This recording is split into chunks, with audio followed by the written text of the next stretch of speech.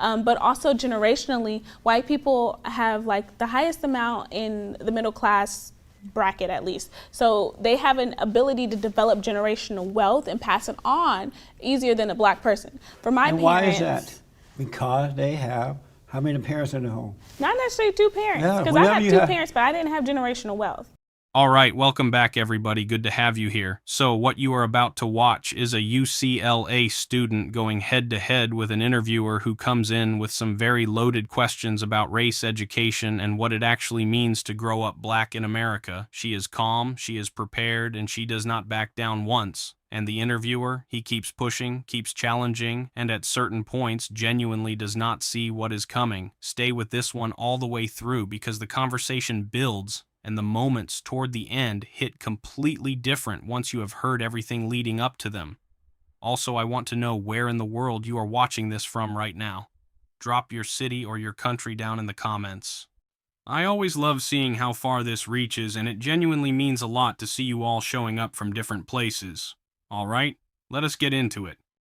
I think with affirmative action acknowledges at least the systematic oppression of people of color and the obstacles that black students and other students of color have to face that students of white privilege don't have to encounter at all. Just at least for Los Angeles, black communities, at least where most black people live, are surrounded with much higher rates of poverty and crime, and also their education systems where the tracking of students in the educational system shows that black students are much more disadvantaged and students of color are much more disadvantaged. So I think affirmative action at least acknowledges those obstacles to level out the playing field where it's not, because I think the problem with that man's case Ward Conley's case is that he's making an argument on the basis of equality versus equity. And equity is where meeting students and meeting people where they are in terms of their circumstances. But the enrollment dropped after they couldn't get in based on color. Right. Had they been smart enough, they still could have gotten in if they met the qualifications. But they were not up to par, so they didn't get in because they weren't smart enough. I don't think it was that they were not smart enough, just that the bars that were leveled against them, where they were compared against another student, weren't equitable, you know? So like you can't But everybody was taking the same test to get in. They're taking the same test, but they don't have the same classes. They don't have the same teachers. They don't have the same circumstances. In high school, they're not learning, prepared. Is that the white man's fault or the fault of the parents and the teachers of those communities? It's really layered. I think it's a system, you know? I don't think it's just the white man's fault. I don't think it's just the teacher's fault. I don't think it's just the parents' fault. Because many times students have at-home situations that make it very difficult for them to learn the same way their peer can learn in class, you know?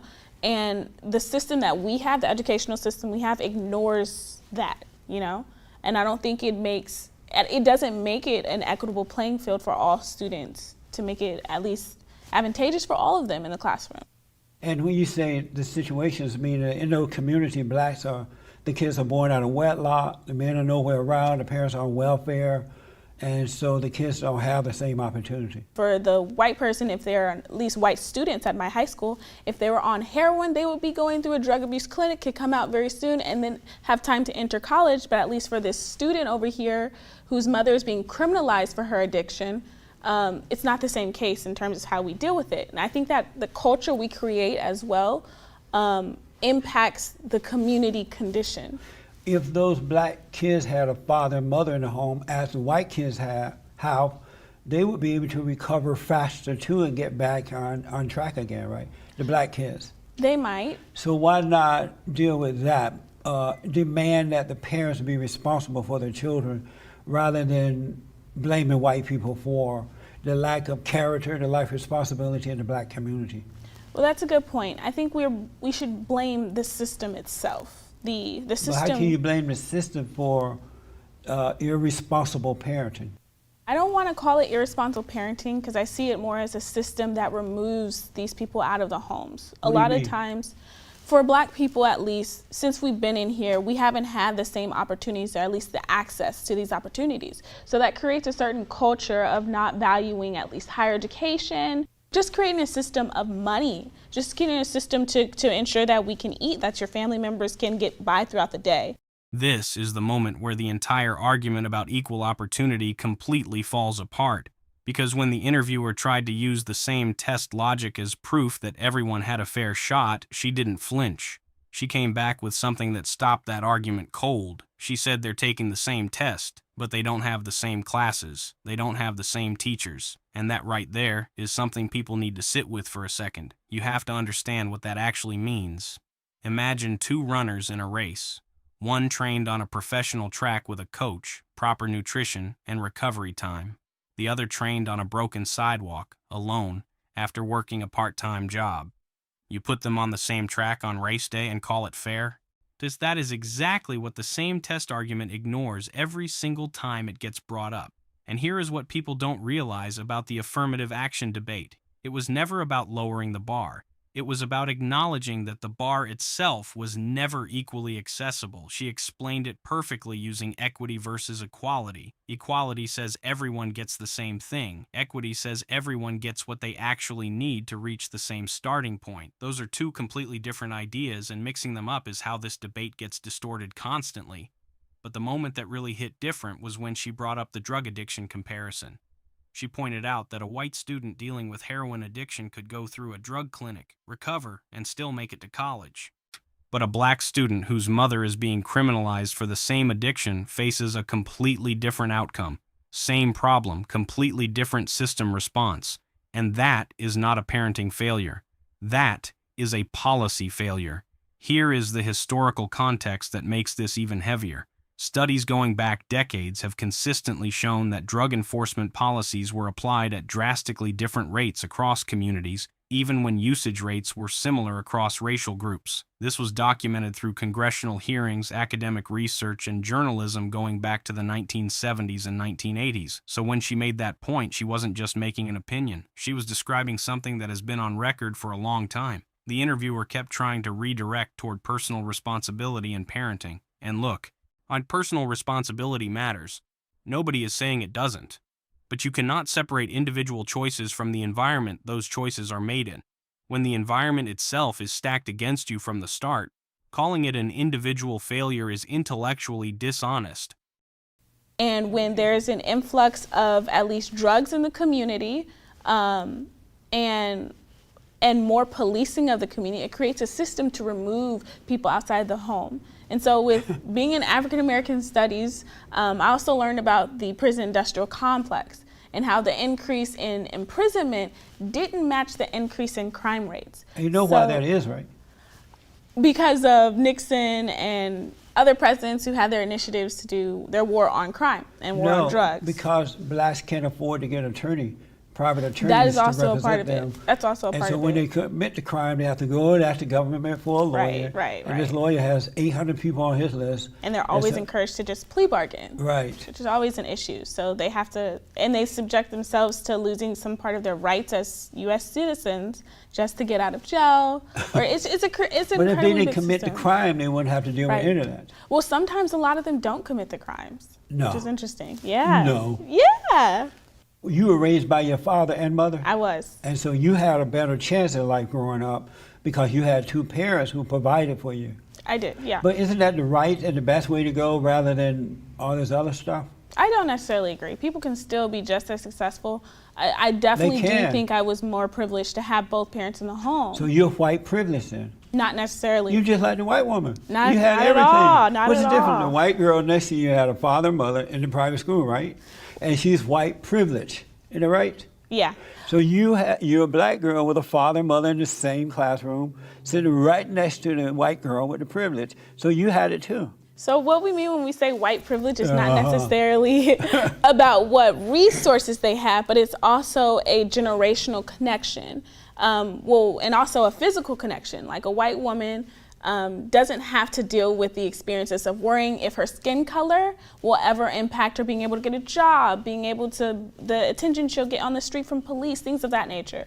But also generationally, white people have like the highest amount in the middle class bracket at least. So they have an ability to develop generational wealth and pass it on easier than a black person. For my parents. And why is that? Because they have How many parents in the home? Not necessarily two parents, Yeah, because I whenever have you two have- parents, but I didn't have generational wealth. No, My right, but family- your parents, apparently they're starting a generational wealth, because look what they've done for you and your sister. You have a sister that's going to be a doctor, right? Yes. And look at you, you're becoming a lawyer. Yes. And so they're passing it on to you, you're going to pass it on to your children, and so on and so on. What was on your list of demands in detail for UCLA? Yeah. So for our first demand, it was for a Black Resource Center. Our second demand was for a $40 million endowment. Our third one is an anti-discrimination policy. Our fourth one is for a Black financial aid officer. Our fifth is for a increase in our funding for our projects, which are called the Academic Supports Program, and Students Heightening Academic Performance Through Education, and by the acronym SHAPE, where we mentor high school students, and the other program we mentor college students to make sure they graduate. Our sixth demand, can't remember our sixth demand. Our seventh demand was about housing, to guarantee housing for all students for 4 years. And our eighth demand was the reinstitutionalizing of a program called the High Potential Program, which was started in 1967, which had specialized enrollment privileges. Those are great demands. Yeah, thank you. And has UCLA administration responded to your demands? Yes, your they list? have. We've been in negotiation right now for the Really? past, now 3 weeks, yeah. And so are they going to grant you everything you've asked for? Yes and no. Are they going to give you the 40 meals? We're working towards the 40 mil. So the 40 mil isn't necessarily, we want 40 million now. It's just a commitment to develop an endowment for $40 million for Black students on this campus. This part of the conversation is where things get really interesting, because the interviewer tried to corner her with her own life. He pointed out that she was raised by both parents, had opportunities, and basically said if you had everything, then what exactly are you complaining about? And she did not take the bait. She reframed the entire definition of white privilege without raising her voice once. She explained that white privilege is not necessarily about what resources someone has at home. It is also about what you never have to worry about. A white woman does not spend energy wondering if her skin color will affect whether she gets called back for a job. She does not mentally prepare herself every time she gets pulled over. That mental and emotional weight that gets carried daily, that is part of the privilege conversation that always gets skipped over. And then she connected it directly to generational wealth. She said white people have like the highest amount in the middle class bracket at least, and have an ability to develop generational wealth and pass it on easier. And the interviewer immediately jumped in and said, well, isn't that because of two parents in the home? She shut that down immediately. She said not necessarily two parents, because I had two parents, but I did not have generational wealth. Full stop. You have to understand why that matters so much. Generational wealth is not just about having money, it is about having a safety net. It is the difference between a family member co-signing your first apartment versus you figuring it out completely alone. It is the difference between inheriting a small property versus starting from absolute zero. These gaps do not close in one generation just because a family is intact and working hard. Then the conversation shifted to the UCLA demands and specifically the $40 million endowment. And before the interviewer could even finish implying it was taxpayer money, she corrected it immediately.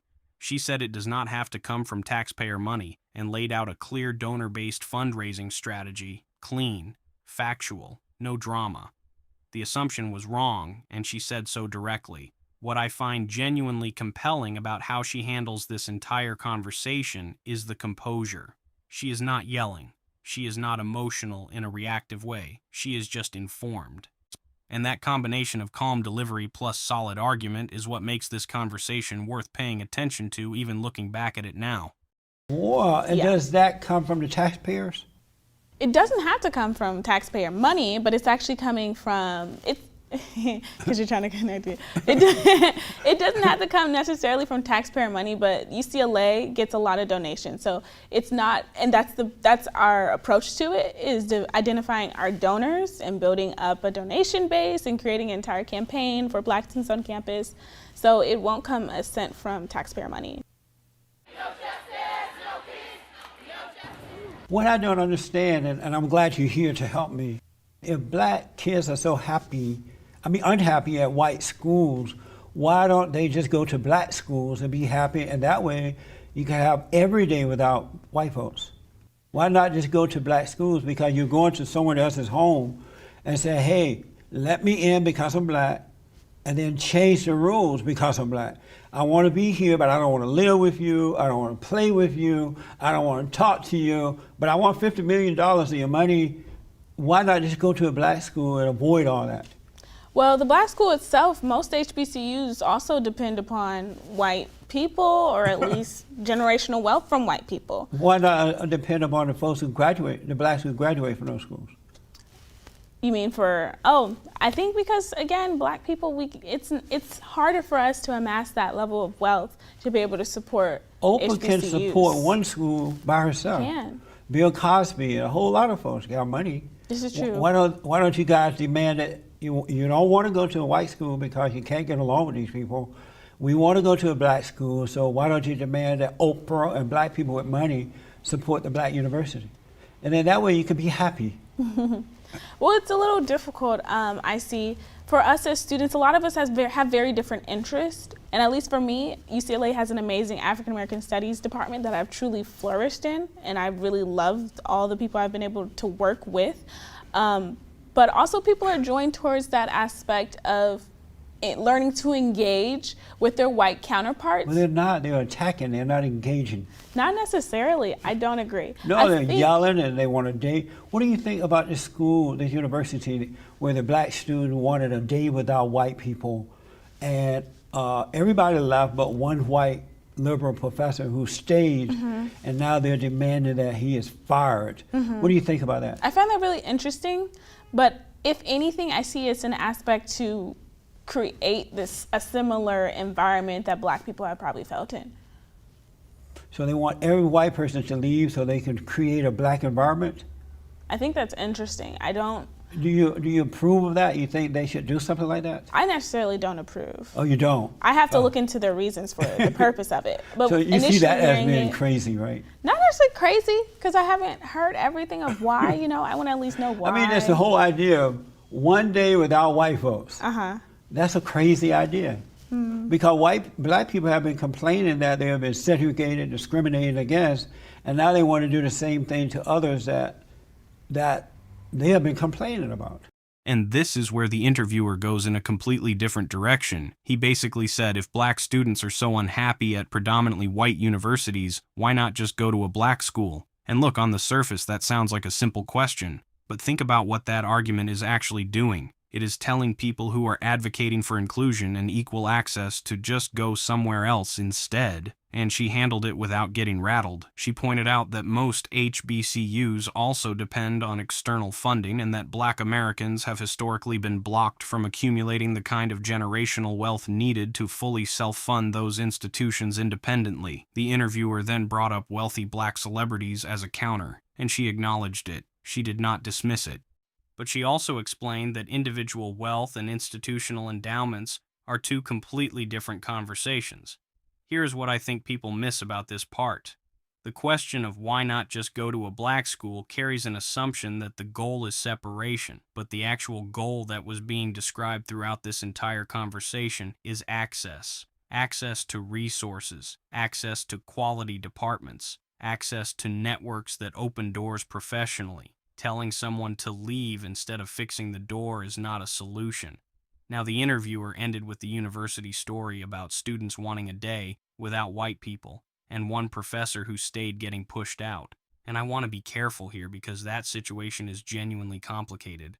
She herself said she did not necessarily approve and wanted to understand the reasoning first before making a judgment. That is actually a mature position. She was not blindly defending everything. She was asking for context before forming an opinion, but the interviewer framed it as pure hypocrisy. He said black people complained about segregation and now want to do the same thing, and I understand why that framing is emotionally compelling, but there is a real difference between segregation imposed by law and enforced through threat versus a voluntary community space created by people seeking temporary refuge. Those two things are not the same, no matter how similar they look on the surface. What this entire conversation shows is that she walked in informed, stayed composed under real pressure, and never once let the framing of the questions define her answers.